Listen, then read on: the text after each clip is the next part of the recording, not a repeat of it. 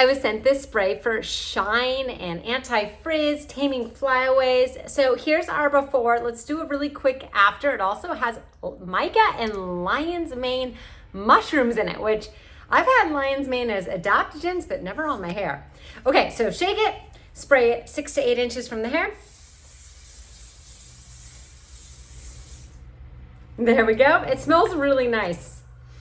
Not too strong. Sometimes there's ones I've sprayed where like I literally can't breathe after. This feels very nice. Just running my fingers through my hair, letting that shine spray go through it and getting rid of any frizz. And yeah, it looks like pretty instantly any frizz seems to be gone. My hair does look shinier instantly. I'll scoot back a little bit so you can see the ends.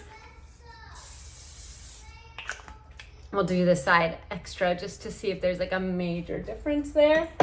And I'll brush it through. And there we go. Nice shine anti-frizz spray to tame your hair and give it that extra boost.